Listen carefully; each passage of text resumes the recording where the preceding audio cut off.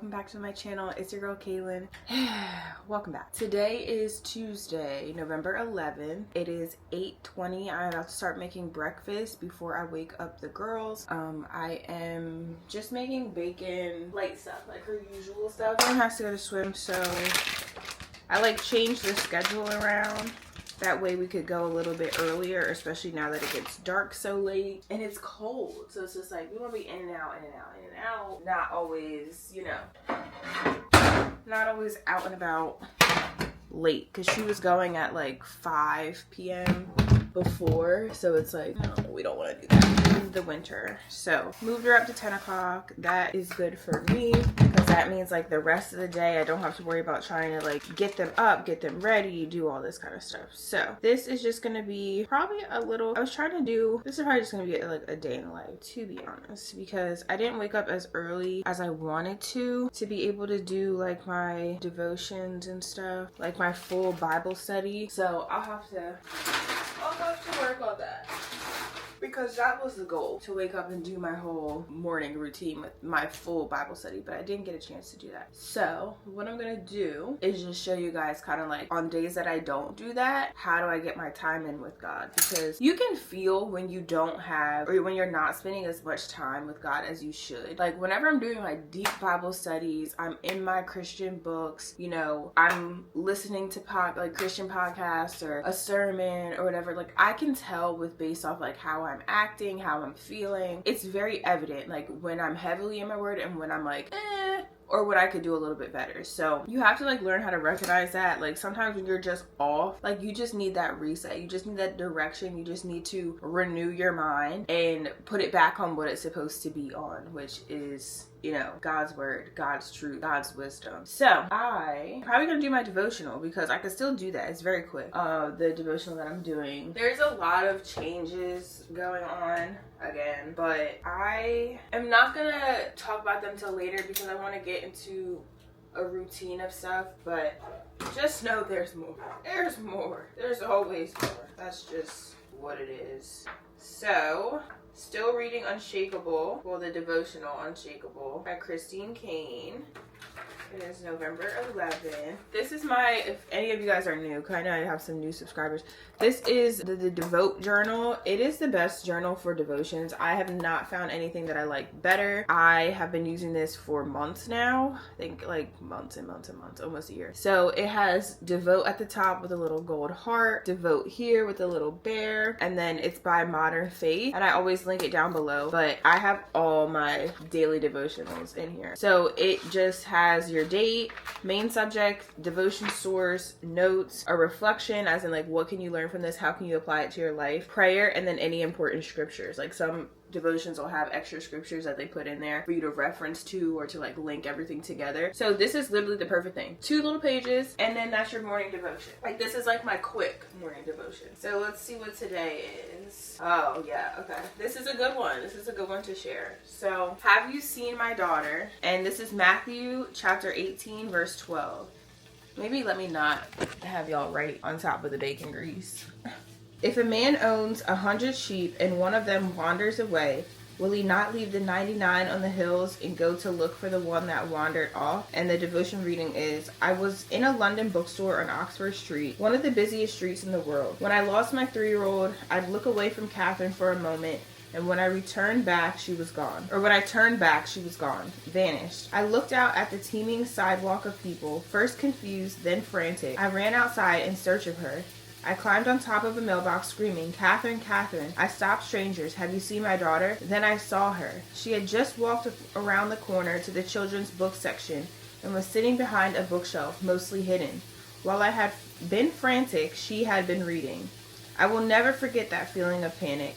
Maybe you've experienced that horrifying feeling. You feel physically ill, your heart beats violently. You feel hopeless and helpless and crazy to find your child. Likewise, every single second of every single day, God's heart beats passionately for every lost person. So many need rescuers. So many need others to help. So many are simply sitting still. Yet each of them is God's precious lamb, missing treasure, beloved child. He seeks them as he seeks you, as a loving parent would. Thank you, God, that you always come for us when we wander. So this is just talking about how God will leave the 99 to find the one missing sheep. And I just feel like that's perfect, because along with our chosen series, it's like you might not believe that you're chosen, and you might be far off doing something else or somewhere else and not realizing like you're needed in the kingdom, that you're loved, you're wanted, you are treasured, you are worth way more than you think that you are. But God knows this, and he knows when we are far from him. So even how I was just saying, like, I know when I'm feeling like how I'm feeling, I know that I need to get closer to God, because I might have strayed off a little bit, not doing the things that I usually do as often as I usually do them, as far as like being in my word and doing my deep Bible study. When we're far away from God, we feel that on our end. If you're knowledgeable of it, if you're still lost and you maybe not have been saved, or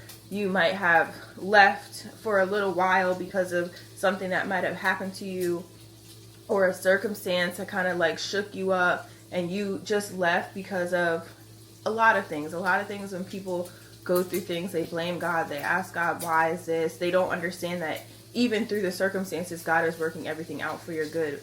And sometimes it takes those hard things to get you to where you need to be. But besides that, you're on your own, you're far away from him. He's looking for you. He's trying to get you. Sometimes when you're not even in your faith actively, you're not, doing things that you're supposed to be doing, God will send certain things, send certain people into your life to try to bring you back. He will come get you somehow, even if it's through another person, through another thing, through a situation. He will come for you. And sometimes, he really comes. He really comes for you. Like, I personally feel like when I was back in college is when I had my first like encounter and like realization of like how important faith is. I grew up in the church, very Christian household, like no doubt about it. My parents instilled everything in me that I know today, and now I've just taken my own personal relationship, and that's helped me get to where I am today. But when I was in college, for those of you who don't know, I am a nurse. But when I was in college, and I have a whole video on this, I was in school for nursing, and it was my junior year, and I did not pass one class by 0.15 of a point. They would not round, they would not work with me, there was nothing they could do. And when you fail in nursing school, you have to repeat an entire year. Like, you either have to go home for the rest of the year and come back in the fall. Like, this was fall semester, so I would have to go home for the spring, come back in the fall, retake the class, or change my major, or just, leave school if that's what, some people do. But I decided to stay at school, pick up a minor in psychology, which cost me a lot more money. I think my extra semester was like $25,000. And I decided to stay, pick up my minor in psychology, and then the next fall I retook the class, finished my minor, and then I was back on schedule. But I was put a year behind, so I didn't get to graduate with the friends that I started college with. I had to make all new friends in these classes because I didn't know anyone. It wasn't my class. I had to watch my friends graduate when I was still going to have a year left. So there was a lot of things that like sent me into not a depression, but like I really thought the world was ending. I thought it was over. Some people didn't understand. Like, I had some people that also went through the same thing, but they took different routes.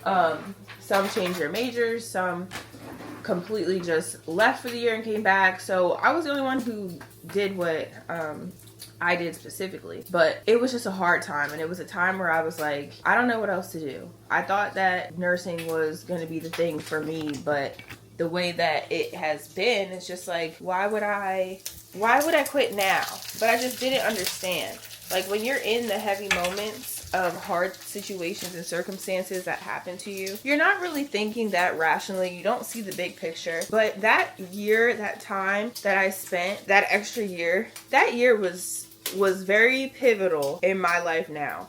And I can only see that clearly now because I know where I am now. So my minor in psychology, y'all know I love psychology. I really, really do. That's how my mind works. Like, I am so drawn to psychology and the way people think, the way people act, the way people behave, stages of development. Like, that is literally my passion. So when I took all those classes in my minor, it was just like a well-needed break, one, from nursing. I learned different ways how to study, but it just ignited like this passion in me that I really didn't know was there.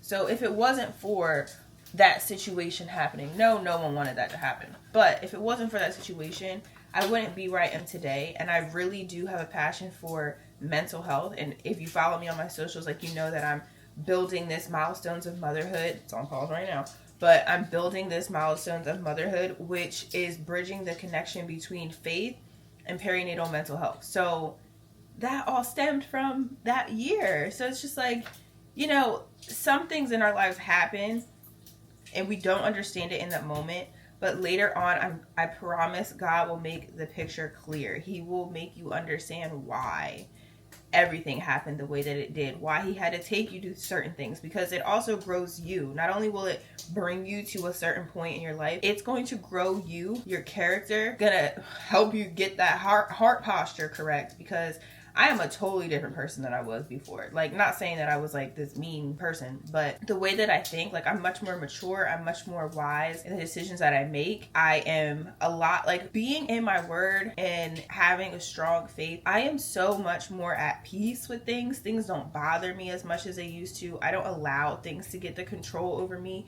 And that is nothing but God. And it's just like, I have that peace that everything's going to be okay no matter what situation comes my way. Yes, it's hard in the moment, but I know that if I cling close to God, he's going to be there with me and he's going to go through it with me. And then he's going to be there when I make it out on the other side. So that's kind of just how I feel with the 99.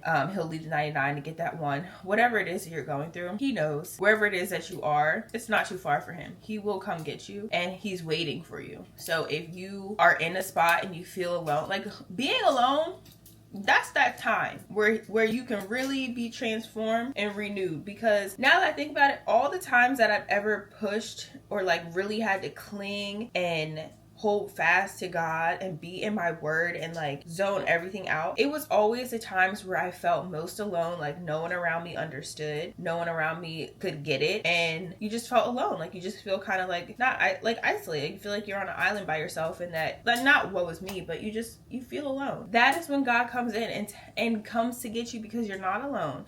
Wake up, you are not alone. Get it together, keep your eyes on me, daughter, and let's go. That's literally how it's been for all the situations I've ever been in. And all my situations, that's exactly how I felt. Just like, no one understands. Not that no one cares, because people care, but it's just not in the same way that will give you that relief and peace that God will. So wherever you are, whatever it is, whatever you believe, you are chosen. God is waiting for you, and it doesn't matter. He will leave the 99 to come get you. So let me finish cooking.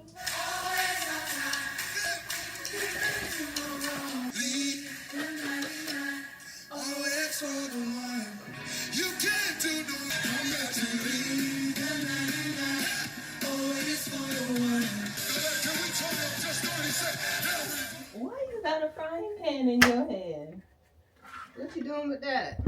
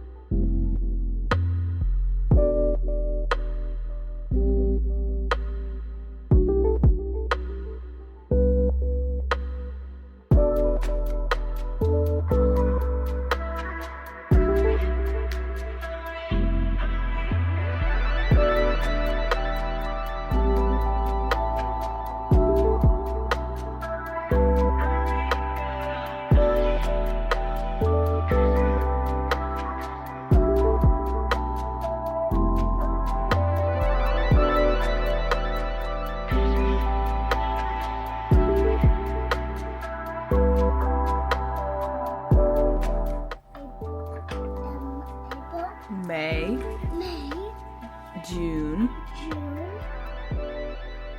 May, yeah, June, June, then July, July, It's up at the top. Nope. July, the fireworks. August. September. October. November. December. Today's November 11th, 20, 25. Tell me your shapes. Point to them and tell me. Square. Circle. Square. No. Diamond. It has 6 sides. 6 sides. A hexagon. A hexagon. Okay, what's this? Hexagon. No. Okay. An octagon. Hexagon. Okay, keep going. Diamond. Dinosaur. Red.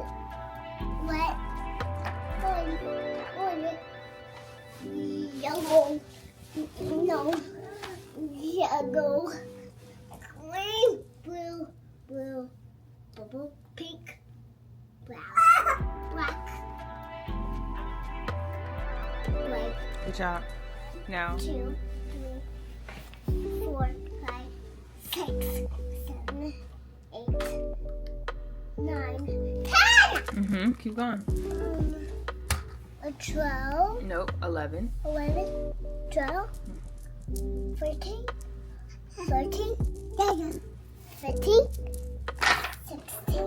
17, 18, 19, 20. What's next? 20. You're gonna go down this line first, then down this side first, then across.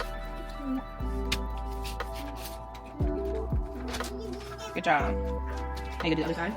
Okay. Good job. Now do 3 across.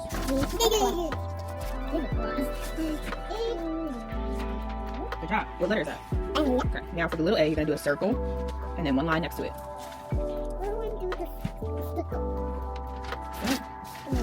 Circle all the way around. Follow the line. All the way, connect it. And now do 1 line. Keep going down. On the side. Yep. Good job. And you want to make sure you follow the lines. That way it can connect. So try these little ones.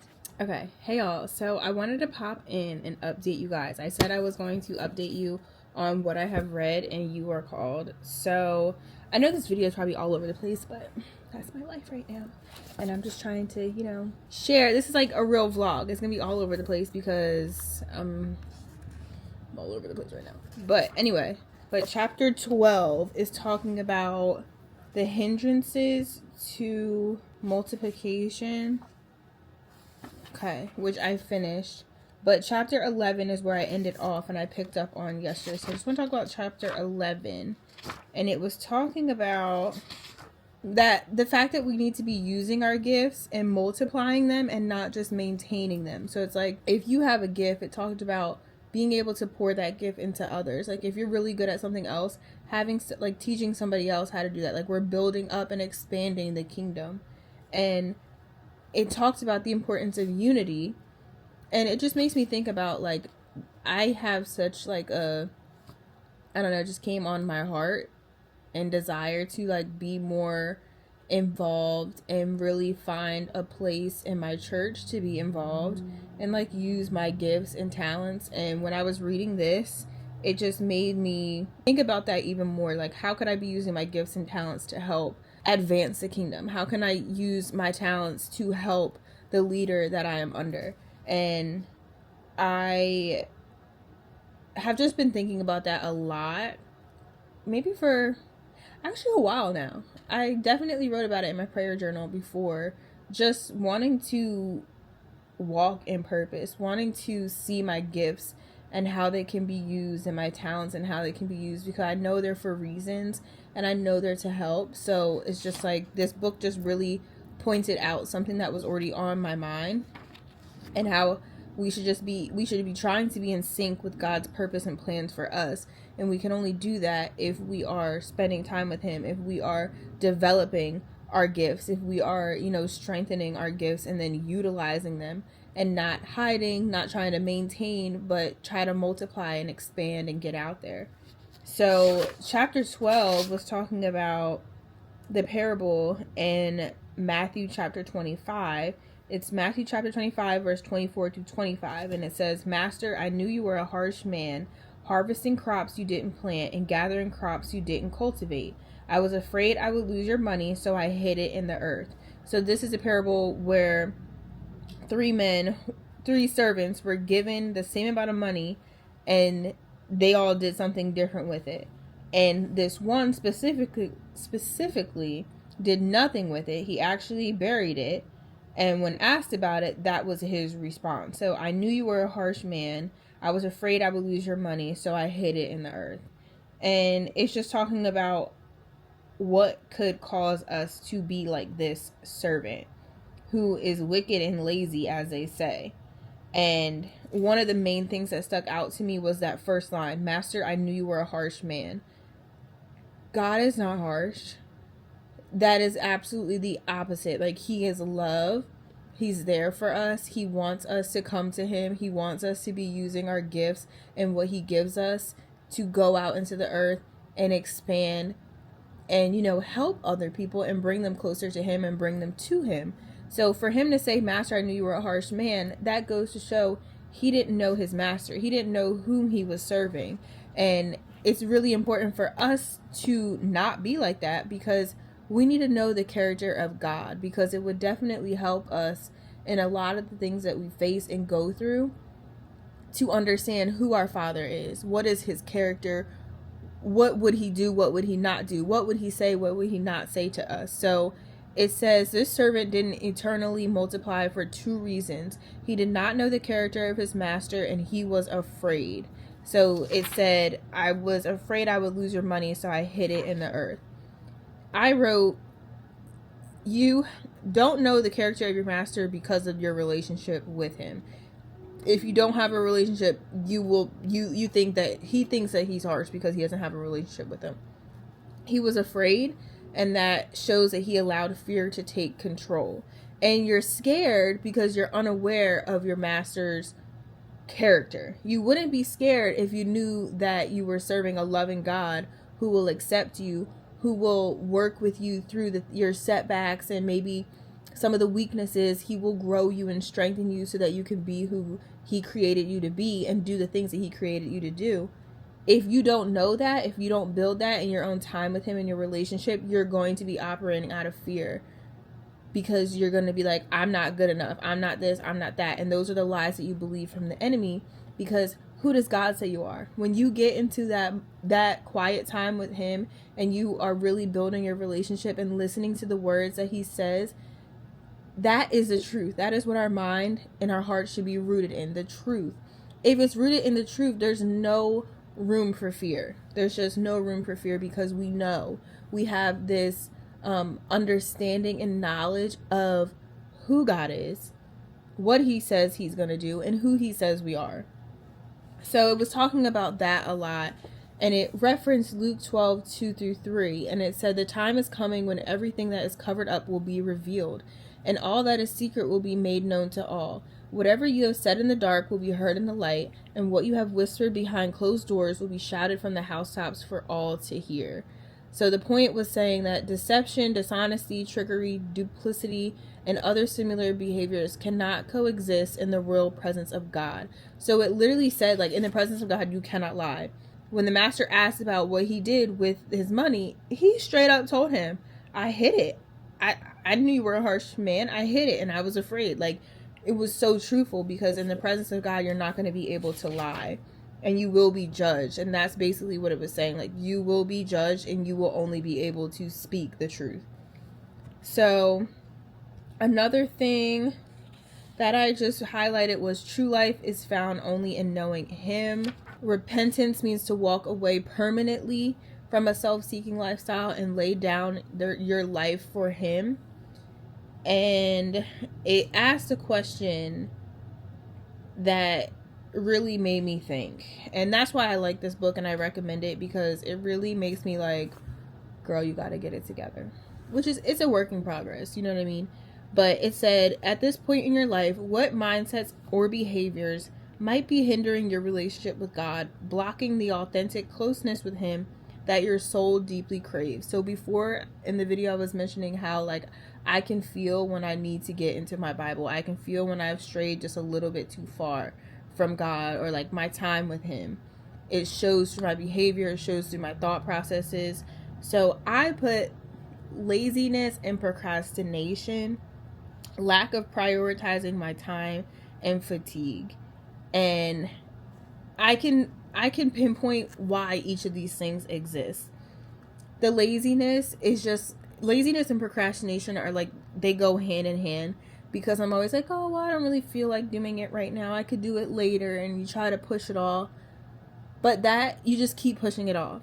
Sometimes you don't even get to that thing because you're just like, oh, tomorrow. Then tomorrow comes, oh, the next day. Like, you have to decide that you're going to do what you say you're going to do and put a date to it today. Like, get it done. Why do you keep putting it off? Lack of prioritizing my time. I know that I'm a very scheduled based person. I always used to operate my days in schedules. Like, even when I was in college, I would literally do time blocks.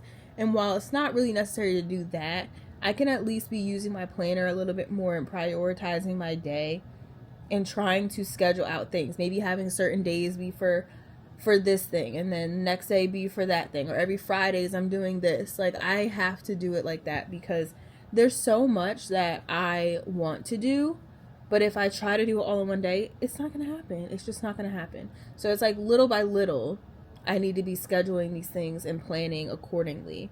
And then I put fatigue, and I've been doing a lot better now, not working night shift, but that was a big reason on why. I just was always tired, never had enough energy. I wasn't really in the best health-wise as far as like eating.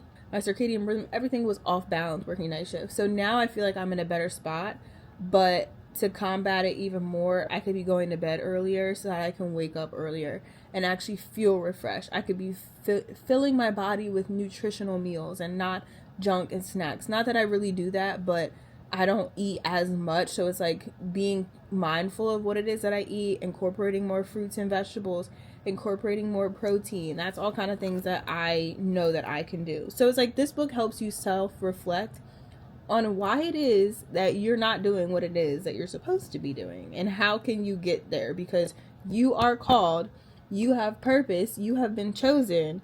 So what are you going to do? What are you going to change in order to operate in that purpose and fully walk in it? So that's why I really do like this book, because it's personal. Some Christian books you read, it's good for the information and you can relate it to yourself, but the way that this book is set up and the questions that it asks, it gets right deep and personal with you. Because I'm telling you, I'm like, yeah, I know, I need to do better. I know. So it ended saying, all three stewards heard the exact same instructions before the departure of their Lord. 2 of them put his instructions into action, and 1 did nothing. So it wasn't like they were giving all different things. No, they were given the same thing. We all have the same 24 hours in our day to get stuff done. Are you wasting it? What are you doing? Because we all have the same 24 hours. So it's like, yes, we all have different things going on, but that's when, we should be praying to God, asking him, what's our capacity in this season? What should I be focusing on? Make it clear on what it is that you want me to do right now in this current season that I'm in. And then help me to work through and remove distractions that are keeping me away from doing this. So that's where we need to really get into our prayer time and our quiet time with God to understand and listen for him, because God is always talking to us. It's just we're allowing everything else to be distracting us, pulling us away, and we're listening to other things that's a little bit too loud, and it's louder than his voice. And that's why we have to be still, sit in the quiet and listen to him, because his voice is a still, low, quiet voice. And if you're not listening, or you're distracted, or you have something else a little up too loud, you might miss out on him talking to you. So this chapter ended off with just talking about what it means to fear the Lord. It's not like being scared of him. It is showing respect, revering him, holding him in the utmost standard, respecting him. And if you don't do that, then you're not going to be wise. You're not going to have the knowledge. It literally talks about the fear of the Lord is the beginning of knowledge, which is Proverbs 1 verse 7. So it talks about that, how we have to know God, his word, his ways, and his wisdom. Love what he loves, hates what he hates. Holy fear is the starting place of knowing God. Come close to God and God will come close to you. We determine the level of closeness in our relationship with him. And that was a last final point. Like, we are in control of that. Spending quality time is up to us. God is sitting and waiting for us, but we have to make that move. We have to be the ones to sit down and stop and spend time with him and get to know him and be in our Bibles. We have time to do everything else. We have time to show up to work on time. We get all our work done at work. We take care of our kids. We do all these activities. We do all these events, everything. You can carve out time each day to spend with your maker who woke you up this morning. So that's the only way that we're going to discover who he truly is, which is love. And that's how you understand and come to know God's character. So it just ended off saying that God loves us so deeply that he refuses to force us into a relationship. He's not going to force you to sit down and read your Bible. He's not going to force you to spend time with him. You have to do that, but just know that he's waiting and he wants to do that. He wants you to do that. He wants relationship with you. So that's pretty much where I ended off in this book. I did also read Rhythms of Renewal. I have 2 chapters left in this, which I'll probably finish tomorrow. I'm really trying to finish these 2 books in November because they have been with me for a while. So I'm trying to finish them this week. But I just wanted to talk about the one that I read and it really resonated with me, and it was about recovering your passion, pulling weeds. And it just told this story about how this woman was in her garden pulling weeds, and then after the weeds are pulled, she was able to see the beauty of the garden and start coming up with all these plans, and she had new fresh vision. And sometimes in our lives we allow the weeds to grow in our lives and distract us and distort what it is that God put, like, as far as your purpose. You allow things to get in the way and kind of take you away from seeing the beauty of your purpose. And it says, so just as I pull weeds in the garden, I pull the distractions away one by one, for fear they forever suffocate my passion. The social media distractions, additional obligations, pressures, and stressors. We have so much stuff that overtake our life that weren't intended to be there, but we are allowing it to grow. So it says, clear the weeds choking your passion. What things do you need to pull away from your life to have the energy to partner with God and his creative purpose for you? Identify those things and get rid of them. Activities that don't bring life, distracting obligations, or social media. Many distractions overtake the simplicity of the call on your life. Over time, she was talking about how she lost sight of her early passion and zeal and found herself on the edge of burnout. So it goes back to my last video when I was talking about priorities in the books that in the book that I'm reading for my church's women group. And it's just like, we put all these things on our plate that God never told us to do. God never told us to get involved in. We stretch ourselves so thin that we don't have enough time or energy to do the things that God created us to do. If we are chosen, we have to learn how to have healthy boundaries, learn to understand what it is that our passion, our purpose is, and get rid of some of the things that don't need to be in our lives, don't need to be taking up our time, so that we can use our time and our focus on those things so that they can grow and multiply and advance the kingdom ultimately. So all these books kind of like are fusing into one, or it's just, divine, and God is just speaking to me in this way on what it is, because I know that this year it has just been like a whirlwind of just back and forth, trying to find time, being exhausted, being burnt out, trying to figure out what the best schedule is, trying to figure out what I have time for, what it is I need to focus on. Like, it's just been like round and around and around and around. And I finally got to the point where, like, enough is enough. Some things have to go. I cannot live like this. I need to be able to have the time and energy to do what it is that I know God called me to do. And that is just kind of what I want to leave you guys with, is just to do like a reflection, just to do, a little assessment of your life. What is it that may be distracting you? What is pulling you away from doing some of the things that God has called you to do? What have you put on the back burner because you're running around doing things for other people? You're, you know, becoming lost in being a mom or a parent. Like, what is it that you need to figure out and pray about so that you can release, or at least, you know, minimize some of the time that you spend doing these things to open up areas in your life and time to do what God has called you to do? So I hope that made sense, but I'm kind of just taking you guys through the books. I wanted my vlogs to be more, they all won't be like this, but I just want to include more about the books that I'm reading, because in my resets, my monthly resets, I always share the books that I'm reading and bringing in with me. But I want to actually tell you guys how reading these books is renewing my mind, how I'm applying what it is that I'm reading in these books to my life personally. So I hope that this kind of, you know, it's a journey together, and I want you guys to feel like we're doing life together. And don't be shy, y'all. Comment down below, because I be wanting to talk to y'all, okay? I be wanting to talk to y'all. But yeah, I hope that all made sense. I really highly recommend both of these books. They're definitely going to be my top 3 for the year. And I'll have to figure out what my other third one is by the time it gets to the end of the year. But I highly recommend those two, especially if you felt any of those kind of things that I was describing. So I'm going to end the video here because it's already long enough. This has been a chatty vlog, but that's okay. So we're really going to be getting it together by this end of the year. So 2026, there's no excuses. We'll be walking in our purpose, and it'll be getting to confident. If you're not confident in your purpose, if you're not confident in the fact that you're chosen, we're still going to walk until you believe that you are chosen, until you really grasp that you're chosen. We are pushing full-fledged forward because you are chosen, and it's time to start believing it. So thank you guys for watching. I hope that you enjoyed this video. Don't forget to like, comment, and subscribe, and I will see you guys in the next one. Bye. It's the day that the Lord has